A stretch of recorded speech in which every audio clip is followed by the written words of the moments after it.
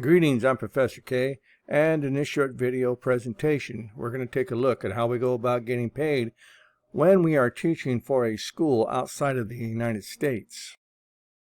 So there are two major issues that you're going to come up against when teaching for an online school that is not in the United States or in a foreign country.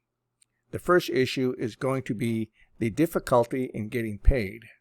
And the second issue is you will be issued a 1099 at the end of the year. The difficulty in getting paid begins with being paid in the country's local currency. The second issue is you are going to be paid the same as the local instructor. Now, how do you get your money from that country into a bank into the United States? Let's see how we do that.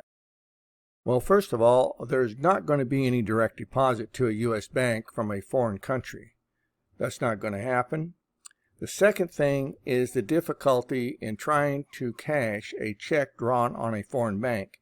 Most banks, and especially online banks, will not accept a check drawn on a foreign bank. Now, in some instances, if you get paid with a check from a foreign bank, you have to personally go down to your local branch and fill out the paperwork and wait for the check to clear, and you can get paid. Sometimes, not always.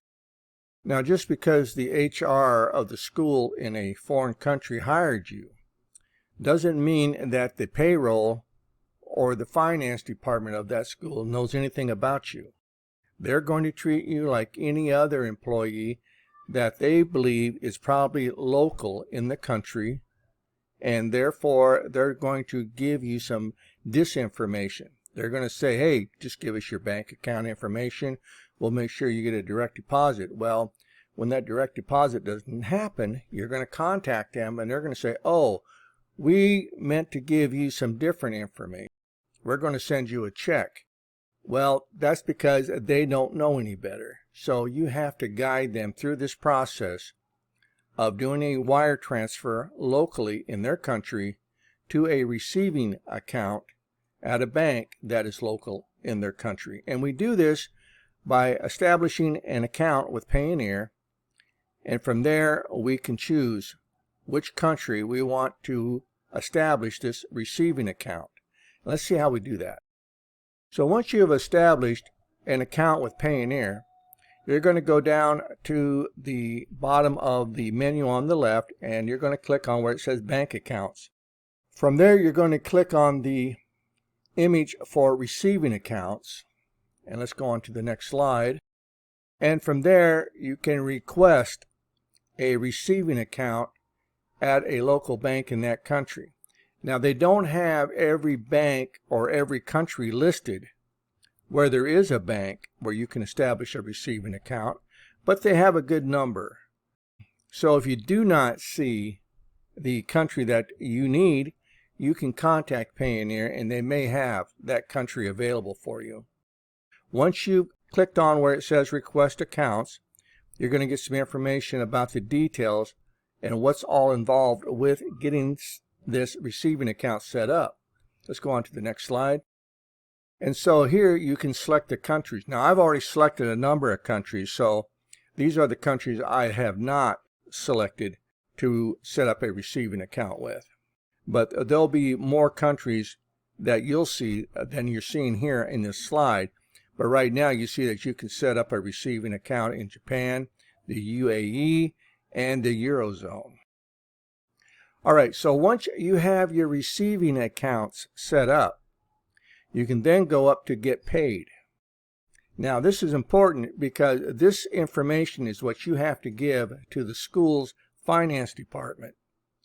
And this is how they're going to know how to transfer or set up a wire transfer from that school locally to your receiving bank locally. And so underneath where it says Get Paid, you have all of the different receiving accounts that you requested. Here you see that I have one that's for Canada. I had a school in Canada.